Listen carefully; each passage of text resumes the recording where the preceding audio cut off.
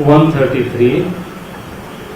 इनमें मतदान केंद्रों की संख्या होगी 13,148।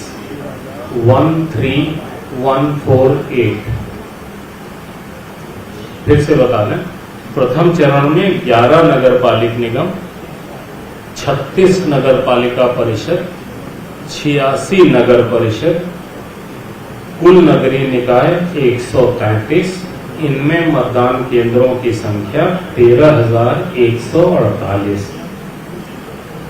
द्वितीय चरण में नगर पालिक निगम 5, नगर पालिक निगम, नगर पालिका परिषद 40, नगर परिषद 169, 169।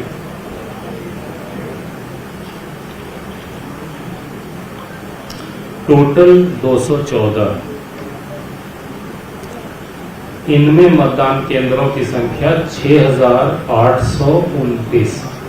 6829। मैं फिर से बता देता हूं।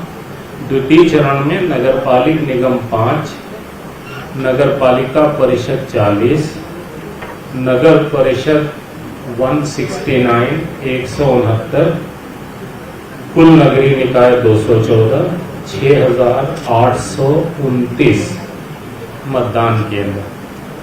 तो आपने देखा होगा कि पहले चरण में 133 नगरीय निकाय हैं और 13,148 मतदान केंद्र हैं।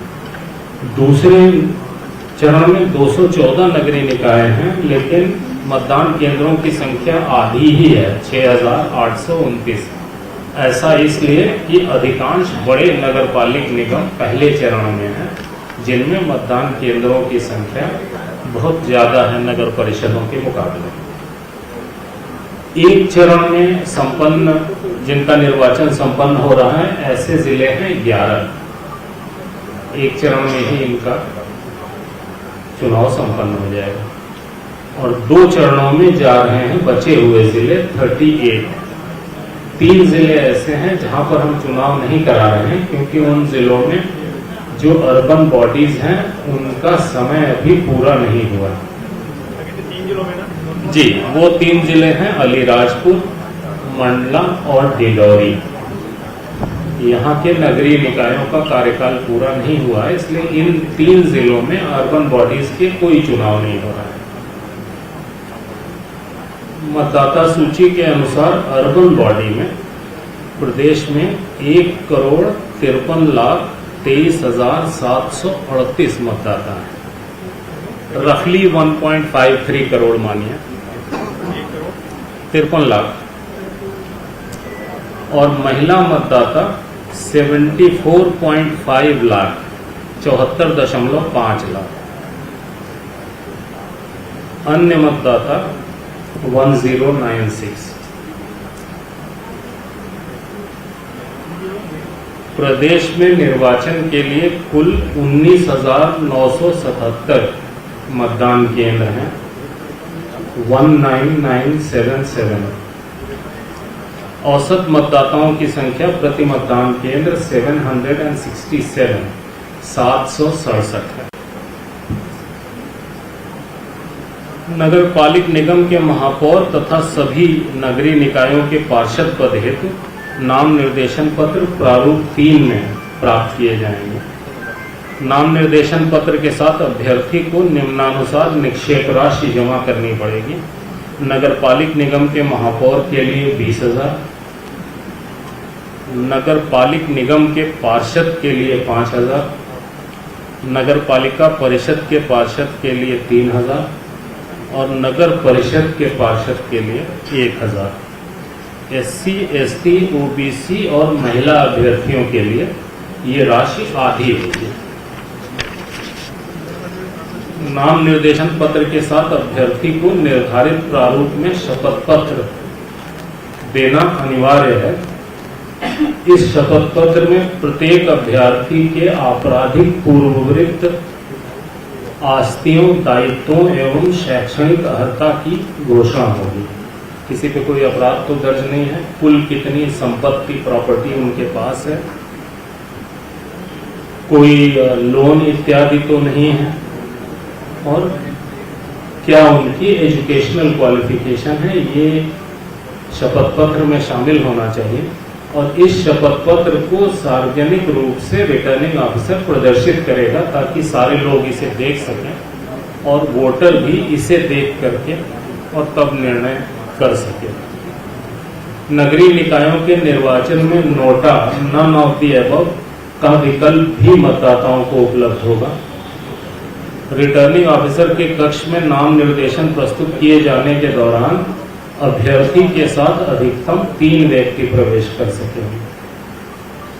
निर्वाचन प्रक्रिया में मतदान केंद्रों पर लगभग 87,937 मतदान कर्मी नियुक्त किए जाएंगे। 87,937 जी कर्मचारी लगेंगे इस पूरे चुनाव में। प्रत्येक मतदान केंद्र पर एक पीठासीन अधिकारी और 3 मतदान अधिकारी होंगे। 1200 से अधिक वोटर्स का अगर कोई मतदान केंद्र है तो वहां पर एक अतिरिक्त मतदान कर्मी दिया जाएगा। निर्वाचन नगरपालिक निगम के महापौर पद के लिए निर्वाचन व्यय सीमा, जिस नगरपालिक निगम में 10 लाख से अधिक की जनसंख्या है वहां पर 35 लाख 35 लाख, और 10 लाख से कम जनसंख्या है तो 15 लाख। ये अधिकतम सीमा है। ऐसा नहीं कि इतना खर्चा करना ही है, जीरो खर्च करके भी लड़ सकते हैं, बट इससे अधिक खर्च नहीं कर सकते। पहली बार हम लोगों ने पार्षद पद के लिए भी व्यय की सीमा निर्धारित की है, ये पहले नहीं थी। नगरपालिक निगम जहां पे 10 लाख से अधिक जनसंख्या है वहां 8,75,000 रुपए की सीमा होगी पार्षद पद के लिए, और जहां 10 लाख से कम पॉपुलेशन है वहां 3,75,000 रुपए। नगरपालिका परिषद जहां की पॉपुलेशन 1 लाख से अधिक है वहां 2.5 लाख रुपए। 50,000 से 1 लाख तक अगर पॉपुलेशन है तो 1.5 लाख रुपए, और 50,000 से कम पॉपुलेशन अगर है तो 1 लाख रुपए व्यय की अधिकतम सीमा निर्धारित की गई। नगर परिषद के लिए यह अधिकतम सीमा 75,000। अभ्यर्थियों को अपना निर्वाचन व्यय लेखा संधारण करना है और मतगणना दिवस के 30 दिन के अंदर रिटर्निंग ऑफिसर को प्रस्तुत करना है। जो ऐसा नहीं करेंगे वो अगले चुनाव के लिए निर्धारित किए जा सकते हैं, उनको अगला चुनाव लड़ने की अनुमति नहीं होगी।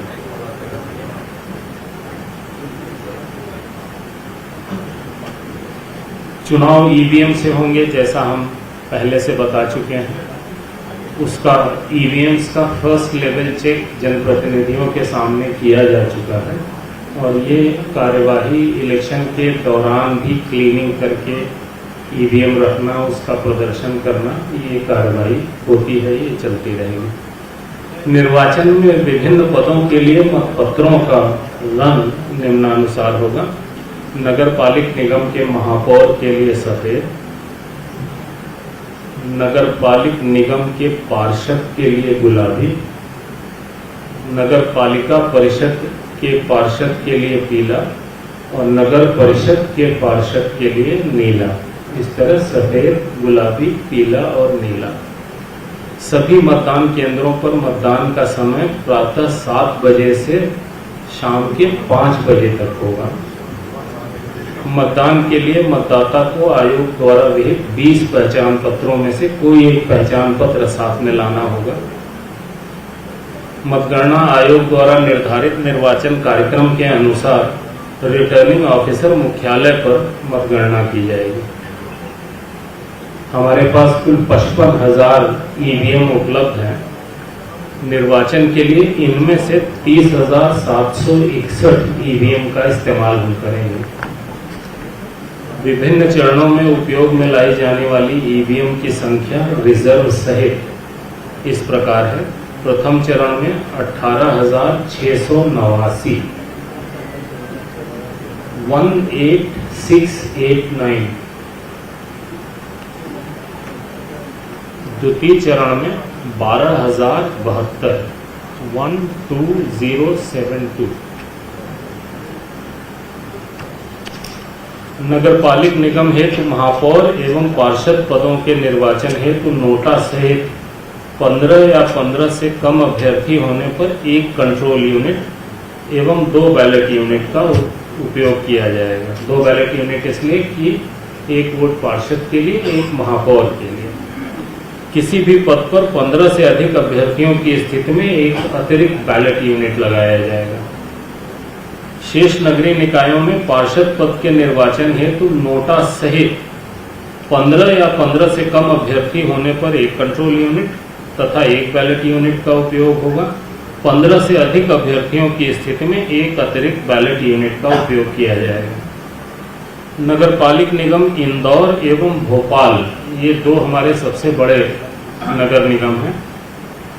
इनके प्रत्येक वार्ड के लिए 5 ईवीएम हम रिजर्व में रखेंगे, हर वार्ड के लिए 5। और नगरपालिक निगम जबलपुर और ग्वालियर के लिए हर वार्ड के लिए 3 ईवीएम रिजर्व रखी जाएगी। इसके अतिरिक्त शेष नगरपालिक निगम एवं नगरपालिका परिषद में प्रत्येक वार्ड के लिए 2 ईवीएम एवं नगर परिषद के लिए प्रत्येक वार्ड के लिए 1 ईवीएम रिजर्व रखी जाएगी। आयोग द्वारा प्रयुक्त ईवीएम में मतदान का डेटा सुरक्षित रखने के लिए डिटैचेबल मेमोरी मॉड्यूल, जिसे डीएमएम कहते हैं, उसका उपयोग किया जाता है। तो वो मॉड्यूल डिटैच करके अपने पास रख लेने से वो डेटा सुरक्षित रखा जा सकता है। निर्वाचन प्रतीक एवं आरक्षण आदेश जो 1968 का है, उसके अनुक्रम में जो भी मान्यता प्राप्त राष्ट्रीय एवं राज्य स्तरीय दल हैं, उनके लिए आरक्षित निर्वाचन प्रतीक आवंटित किए जाएंगे। राज्य निर्वाचन आयोग द्वारा नगरपालिक निगम के महापौर पद हेतु 37 एवं नगरपालिक निगम, नगरपालिका परिषद, नगर परिषद के पार्षद हेतु 31 मुक्त निर्वाचन प्रतीक अधिसूचित किए गए हैं। इनका प्रकाशन भी राजपत्र में 30 मई 2022 को कर दिया गया है। ऑनलाइन नॉमिनेशन अर्बन बॉडीज में किया जा सकता है, लेकिन जो लोग ऑनलाइन नॉमिनेशन भरते हैं उन्हें भी उसकी हार्ड कॉपी लेके रिटर्निंग ऑफिसर के समक्ष उपस्थित होना होगा। मतदाता सूची में दर्ज नाम की जानकारी आयोग की वेबसाइट www.mplocalelection.gov.in, जैसा मैंने पंचायत के समय भी बताया था, पर या चुनाव मोबाइल ऐप के माध्यम से प्राप्त की जा सकती है। सुरक्षा प्रबंध के लिए हमने विस्तृत चर्चा एसीएस होम से और डीजी से कर ली है, और आज फिर हम आपसे चर्चा के बाद कलेक्टर और एसपीज, इनसे वीडियो कॉन्फ्रेंसिंग करके स्पेसिफिक मैक्रो और माइक्रो लेवल पर सुरक्षा प्रबंधों की समीक्षा करेंगे, जिसमें संवेदनशील, अति संवेदनशील मतदान केंद्रों पर हमें विशेष ध्यान रखना होगा। निर्वाचन के लिए सभी जिलों में अतिरिक्त रूप से कार्यपालिक मजिस्ट्रेट की नियुक्तियां कर दी गई हैं। जैसा हमने पंचायत में भी बताया था कि कोलाहल नियंत्रण अधिनियम, संपत्ति विरूपण अधिनियम, इनके प्रावधानों के अनुसार कार्रवाई करने के लिए निर्देश दिए गए हैं। इनमें सजा का भी प्रावधान है।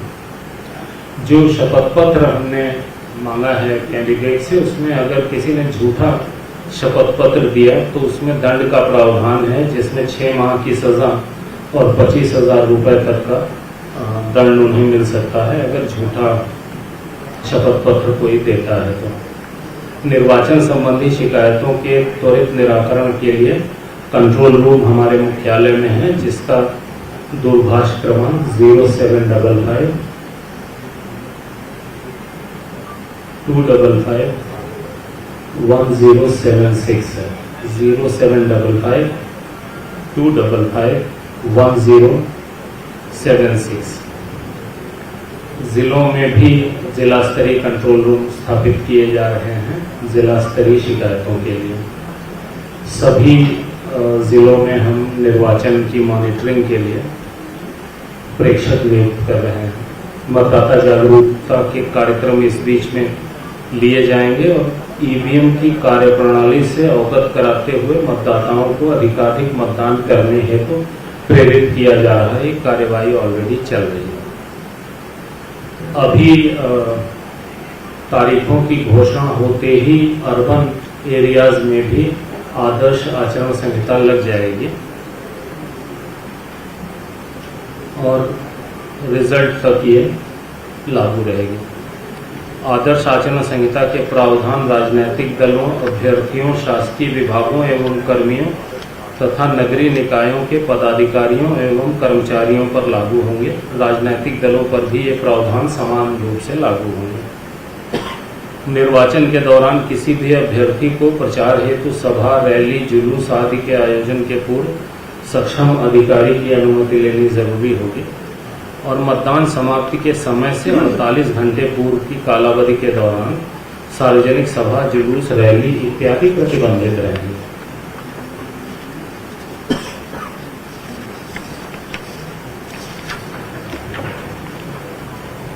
जो पंचायतों की डेट्स हमने बताई थी उसमें 30 तारीख से नाम निर्देशन पत्र प्राप्त किए जा रहे थे। जो 6 तारीख तक ये नाम निर्देशन पत्र प्राप्त किए जाने थे पंचायतों के लिए। 7 को समीक्षा होनी थी, 10 को अभ्यर्थिता से नाम वापस लेने की अंतिम तारीख थी और निर्वाचन लड़ने वाले अभ्यर्थियों की सूची तैयार करना और निर्वाचन प्रतीकों का आवंटन करना ये 10 जून को किया जाने वाला था पंचायत में और उसके बाद 25 जून, 1 जुलाई और 8 जुलाई को 3 राउंड के चुनाव होने थे। अब अर्बन बॉडीज के चुनाव में 11 तारीख को निर्वाचन की सूचना का प्रकाशन होगा और नाम निर्देशन पत्र प्राप्त करना 11 जून, यानी जब वहां नाम निर्देशन लेने की कार्रवाई और सिंबल विम्बल अलॉटमेंट सब खत्म हो जाएगा, 10 तारीख से लेकर के जो पहला चुनाव 25 तारीख है, इस बीच में बाकी व्यवस्थाएं चलती रहेंगी लेकिन जो रिटर्निंग ऑफिसर है वो रिलेटिवली खाली रहेगा। तो उस बीच में वो ये नाम निर्देशन पत्र ले ले ताकि जो अर्बन बॉडी के चुनाव हैं वो लंबे न खींचें। बहुत लोगों का अनुमान ये था कि जब पंचायत का चुनाव खत्म हो जाएगा तब अर्बन के अभ्यर्थिता नाम निर्देशन लेना शुरू होगा, लेकिन ऐसा करके बहुत डिले हो रहा था। तो हम लोग बहुत देर से इसी उहापोह उधेड़-बुन में लगे थे कैसे करें, तो फाइनली ये रास्ता निकाला। स्थानों के आरक्षण के संबंध में सूचना का प्रकाशन 11 जून को, मतदान केंद्रों की सूची का प्रकाशन 11 जून को, नाम निर्देशन पत्र प्राप्त करने की अंतिम तारीख 18 जून, वहां पे 25 जून को है पहला चुनाव। नाम 18 जून को नाम निर्देशन प्राप्त करने की अंतिम तारीख है और नाम निर्देशन पत्रों की समीक्षा यानी जांच ये 20 जून को। दोनों पेजेस के लिए है ये? हाँ, दोनों एक साथ। पंचायत में भी एक साथ ही लिया है। अभ्यर्थिता से नाम वापस लेने की अंतिम तारीख 22 जून।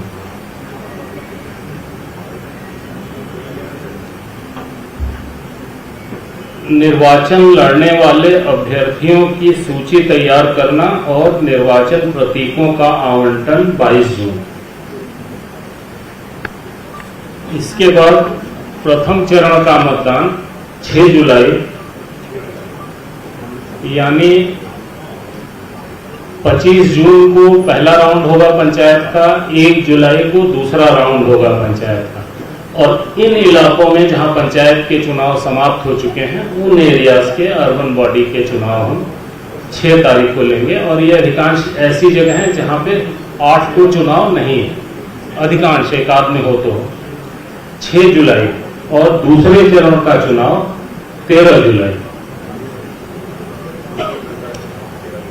मतगणना और निर्वाचन परिणामों की घोषणा 17 जुलाई फर्स्ट फेज की,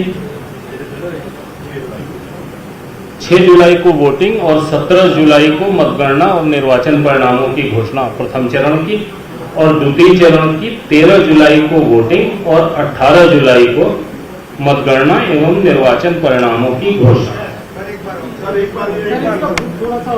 फिर से बता देता हूँ, कोई समय की कमी नहीं है। पहला चरण, दूसरा चरण और मतदान और मतगणना, ये दो है। हम शुरू से बता देते हैं। निर्वाचन की सूचना का प्रकाशन और नाम निर्देशन पत्र प्राप्त करना 11 जून। स्थानों के आरक्षण के संबंध में सूचना का प्रकाशन 11 जून। मतदान केंद्रों की सूची का प्रकाशन 11 जून। नाम निर्देशन प्राप्त करने की अंतिम तारीख 18 जून। नाम निर्देशन पत्रों की समीक्षा यानी जांच 20 जून। अभ्यर्थिता से नाम वापस लेने की अंतिम तारीख 22 जून। निर्वाचन लड़ने वाले अभ्यर्थियों की सूची तैयार करना और निर्वाचन प्रतीकों का आवंटन 22 जून। प्रथम चरण का मतदान 6 जुलाई। द्वितीय चरण का मतदान 13 जुलाई। प्रथम चरण की मतगणना और निर्वाचन परिणामों की घोषणा 17 जुलाई और द्वितीय चरण की मतगणना और निर्वाचन परिणामों की घोषणा 18 जुलाई। इस तरीके से पंचायतों के समस्त रिजल्ट्स का डिक्लेरेशन 15 जुलाई को और अर्बन बॉडीज के समस्त रिजल्ट्स का डिक्लेरेशन 18 जुलाई को हो जाएगा। 1.5 महीने के अंदर पंचायतों के भी और नगरीय निकायों के भी चुनाव समाप्त हो जाएंगे। आचरण संहिता 18 जुलाई को समाप्त हो जाएगी।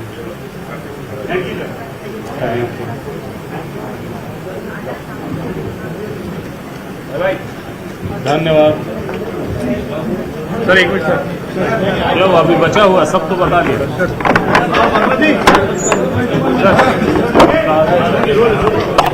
आईडी जितेन भाई।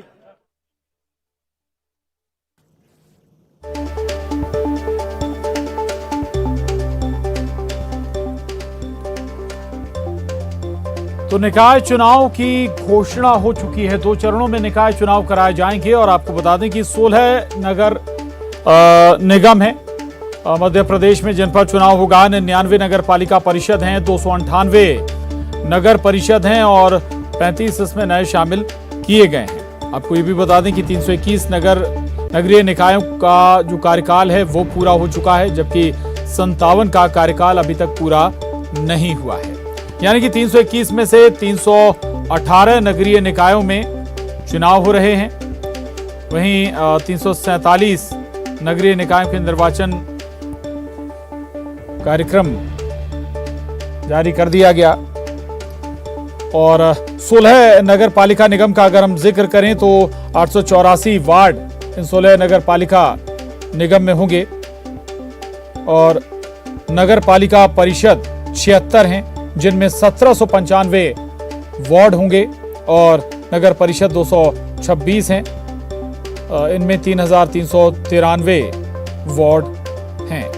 तो 2 चरणों में चुनाव होने हैं नगर निकायों के। प्रथम चरण में 11 नगर पालिका निगम के चुनाव होंगे, 36 नगर पालिका परिषद के चुनाव होंगे। इसके अलावा 86 नगर परिषद के भी चुनाव होंगे और जिसके लिए कुल 3148 मतदान केंद्र बनाए जाएंगे। और दूसरे चरण का अगर हम जिक्र करें तो 5 नगर पालिका निगम का चुनाव दूसरे चरण में होगा। साथ ही 40 नगर पालिका परिषद का चुनाव भी दूसरे चरण में होगा और 169 नगर परिषद का चुनाव भी दूसरे चरण में होगा और इसके लिए कुल 6829 मतदान केंद्र बनाए जाएंगे।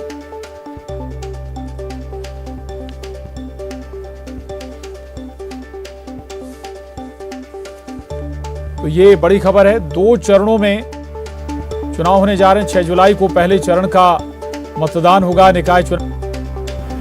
प्रथम चरण का मतदान 6 जुलाई, द्वितीय चरण का मतदान 13 जुलाई। प्रथम चरण की मतगणना और निर्वाचन परिणामों की घोषणा 17 जुलाई और द्वितीय चरण की मतगणना और निर्वाचन परिणामों की घोषणा 18 जुलाई। इस तरीके से पंचायतों के समस्त रिजल्ट्स का डिक्लेरेशन 15 जुलाई को और अर्बन बॉडीज के समस्त रिजल्ट्स का डिक्लेरेशन 18 जुलाई को हो जाएगा।